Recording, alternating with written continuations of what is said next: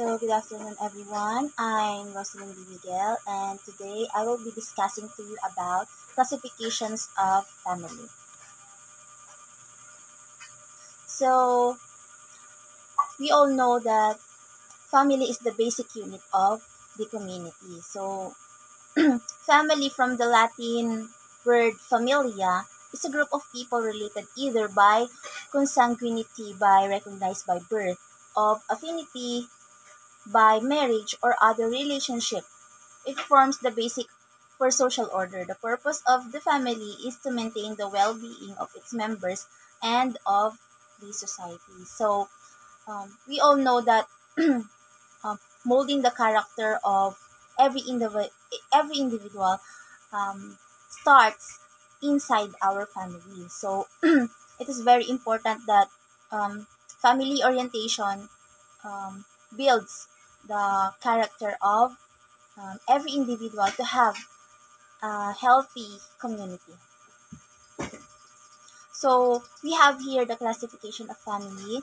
The number one is nuclear family. A nuclear family, also known as an elementary family, atomic family, serial packet family, or conjugal family, is a family group consisting of parents and their children, one or more, typically living in one home residence. So, nuclear family, ito yung normal kind of family. It consists of um, si nanay, si tatay, at si anak. So, inside the family, um, it consists of the parents and the children or the child. So, we call it nuclear family. Next one is extended family. An extended family is a family that extends beyond the nuclear family of parents and their children to include aunts, uncles, grandparents, cousins, or other relatives, all living nearby or in the same household. Particular forms include in the stem and joint families. So, extended families, let's say for example, sa isang bahay, nandoon si nanay, si tatay, at may mga anak or may anak. On the same household, nakatira din doon si lolo, si lola, at si auntie. Let's say for example, si auntie ay wala pang asawa. So, in the same household, magkakasama silang nakatira doon. So, we call it extended family. So, kapag naman ang family, si nanay, si tatay, at mga anak, at kasama pa nila sa bahay din si lolo, tsaka si lola. So, we call them extended family.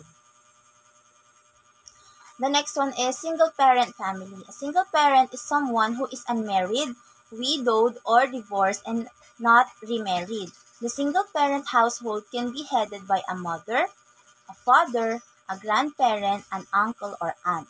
So, in this type of family, let's say for example, yung couple, namatay yung isa. So, yung isa na lang na asawa ang natitira to raise the child. So, we call that person single parent or solo parent.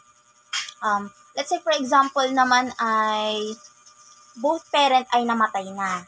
Tapos ang nagpalaki na lang dun sa bata is yung auntie na sabihin na nating matandang dalaga, something like that.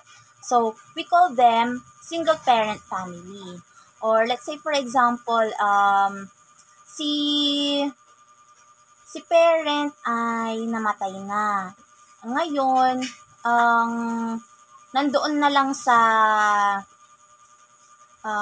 magtataguyod at mag-aalaga dun sa bata ay lola, kaya naman ay lolo. So, we call them single-parent family. Next one is grandparent family. A grandparent family is a family where the children are brought up by the grandparents. In this type of family, the parents of the children may play a partial role in raising the children or may not be present at all. Let's say for example, si mother at saka si father ay nasa abroad, nagtatrabaho. Ngayon, yung mga bata, ang nag-aasikaso is yung lolo and lola. So, we call them grandparent family. Wherein, meron pa ding role yung talagang magulang nung mga bata. Pero, ang talagang tumatayong magulang nila in behalf of the absence of the parents is si lolo and si lola. On the other hand, let's say for example, ulilang lubos na yung mga bata. So, ang tumayong magulang na talaga sa kanila is yung kanilang lolo and lola. So, we call them grandparent family. Next type of family is step family. Step family is a family where at least one parent has children who are not biologically related to their spouse. Either parent or both may have children from previous relationships or marriages. So, kadalasan na rin natin tong naririnig or na-encounter sa ilan sa mga kakilala natin. Let's say for example, ang isang family ay talagang hindi maiwasan na magkahiwalay na sila. Ngayon, itong si mother ay nag-asawa na ng iba. So, yung kanyang anak ay nasa kanyang poder pa din. Nasa kanyang pangangalaga pa rin. Ngayon naman ay yung napangasawa niya na pangalawa, meron ding pamilya, meron ding anak na nasa kanyang pangangalaga din. So, si mother na hiwalay na may inaalagaan din na anak at yung pangalawa niyang asawa na may inaalagaan ding anak sa kanilang pamilya, we call them step family wherein they are not biologically related in their spouses. Walang kaugnayan yung kanilang mga anak sa kanilang mag-asawa. So, we call them step family. Other case naman is, let's say for example, si father naman ay nasa kanya ding pangangalaga yung kanyang anak dahil namatayan siya ng asawa, something like that. Tapos yung mapapangasawa niya naman ay single, wala naman siyang previous relationship. So, we call them also step family, wherein yung pangalawang asawa nung lalaki ay single naman. So, wala siyang kaugnayan dun sa bata. Kaya, we call them also step family. So, here, we have classifications for step families. We have simple step families where one member of the family's couple has a prior child or children and the couple does not have any children together. So, yun nga yung sinasabi ko kanina na yung isang partner ay may pinangangalaga ang anak at yung isa naman na partner ay wala. So, we call them simple step families. Yung kanina namang unang example ko is the complex or blended families where both members of the couple have at least one child from another relationship. So, ayan na nga. Yung isa ay may hiwalay sa kanyang asawa pero nasa kanyang pangangalaga ang kanyang anak at yung isa naman ding partner ay hiwalay din sa asawa at may pinangangalagaan din siyang anak and then they have relationship tapos nasa kanilang pangangalaga yung mga anak nila. We call them a complex or blended step families. The next one is childless family. Childless families are families with two partners who cannot have or don't want kids. In the world of family types and dynamics, these families are often forgotten or left out. So, I have an example here, yung ating mga kaibigan ngayon na LGBTQ, wherein same-sex marriage ay nangyayari na rin ngayon. And, hindi naman ibig sabihin na wala silang anak, ay hindi natin sila matatawag na family.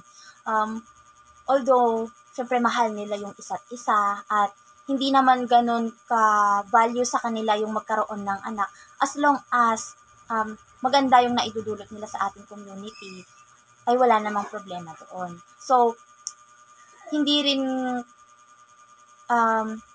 kakulangan sa kanilang pagkatao, sa kanilang pagmamahal kung wala silang anak. So, we call them childless family. Ang example ko dito ay si si Vice Ganda at saka si Ayon Perez, na although kasal sila, wala rin naman silang anak, pero we call them also a family. So, childlessness. In the state of not having children, childlessness may have personal, social, or political significance. Childlessness, which may be by choice or circumstance, is distinguished from voluntary childlessness, also called being child-free, which is voluntarily having no children, and from antinatalism, wherein childlessness is promoted. So, in this slide, I'm gonna share to you the example of the case of Heart Evangelista and Chis Escudero, wherein kahit gustuhin man nilang magkaanak, may mga circumstances na hindi talaga maipagkaloob sa kanila yung anak. So, hindi naman nila yon kagustuhan. But of course, yung kanilang family, still, tatawagin pa rin natin family, but it is a childless family na siya. So, polyamory family. Polyamory family from ancient Greek, polos, which means many, and Latin amor, love, is the practice of or desire for romantic relationship with more than one partner at the same time with the informed consent of all partners involved. So, in this slide, my example is yung mga kapatid natin yung mga Muslim po, na kung saan ay hanggat kaya nilang suportahan ang pamilya, ay kaya silang magkaroon ng hanggang 4 na asawa. Wherein yung kanilang mga asawa ay pumayag sa ganong sitwasyon. So, it's my experience na nung nagtrabaho po ako sa Jeddah, wherein si father ay meron siyang 2 asawa. Under sa kanyang 2 asawa ay may 4 na anak. So, in family gathering, nagkikita-kita po sila, wherein we call them polyamory family, na lahat sila ay aware sa sitwasyon, lahat sila ay tanggap ang bawat isa, lahat sila ay nag-express ng kanilang love, kasi nga sa culture nila ay nangyayari talaga itong polyamory family. Some people who identify as polyamorous believe in consensual non-monogamy, with a conscious management of jealousy, and reject the view that sexual and relational exclusivity, monogamy, are prerequisite for deep, committed, long-term, loving relationships. So, as I've said a while ago, here sa polyamory family, they are open about the situation. They are just expressing their loves, and they will not express jealousy kasi nga in their awareness at saka yung sa kanilang culture na rin. Next is bilateral descent.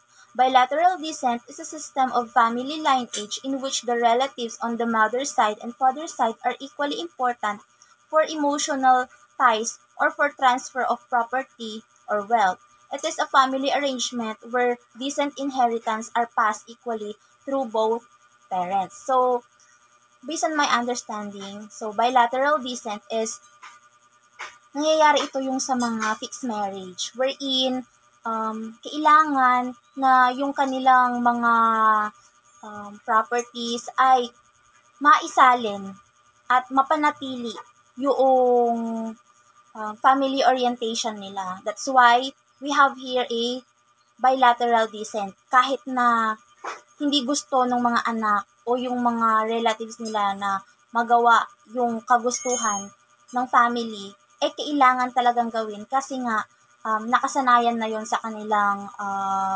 family orientation, sa kanilang family culture. So, joint family.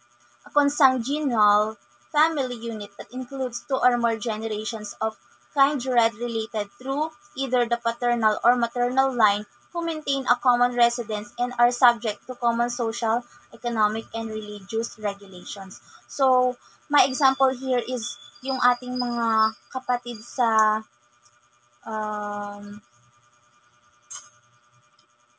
yung mga kapatid natin sa Africa wherein um, sa isang sa isang tribe ay nandoon pa rin yung mga family. Hindi talaga sila humihiwalay, hindi talaga sila nagkakanya-kanya ng tirahan. Kasi nga, they are preserving their social relationship, yung meron silang rituals, yung tungkol sa kanilang religions. That's why we call them joint family. So, matrilineal family. Matrilineal family refers to a familiar relationships that can be traced through a female. To follow the matrilineal line in your family, start with your mom. So, matrilineal family,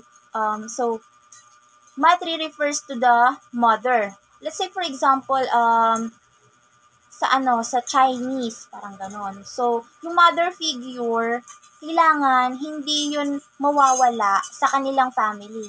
Na kailangan sa susunod na generation ng kanilang family ay may ganon pa ring kind of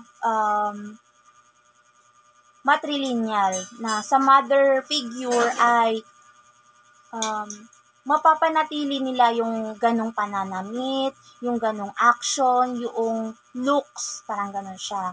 At ganon din naman sa patrilineal. Meron din tayong patrilineal wherein patri refers to the father. Yun, so yun, father figure, yung attire, yung leadership as a father sa kanilang family na they maintain the generation of the matrilineal lineage at saka yung patrilineal lineage ng generation to generation sa kanilang family. So, we call them matrilineal family or the patrilineal family. So, I just wanna add this information. Hindi ko po ito nahanap sa internet. It's just came up on my self-understanding and self-expression. Na, I just wanna add this special family. You know what? In this time of rejections and negativity, may mga ma-encounter talaga tayo na tao na kahit hindi natin sila kadugo, kahit na wala tayong blood relation sa kanila, at kahit na sa sandaling panahon lang natin silang nakilala, and they totally accept you, they totally embrace you for who you are, treat you as talagang biological sister or biological family, na magkasama talaga kayo sa isang tirahan, magkasama talaga kayo sa isang location, and they respect and treated you equally. So, I just wanna call that special family. Wherein, kahit na wala kayong blood relation, yung treatment nyo sa isa't isa ay talagang pang-pamilya. So, that is a special family for me. So, I hope you learn from this discussion. Thank you and God bless.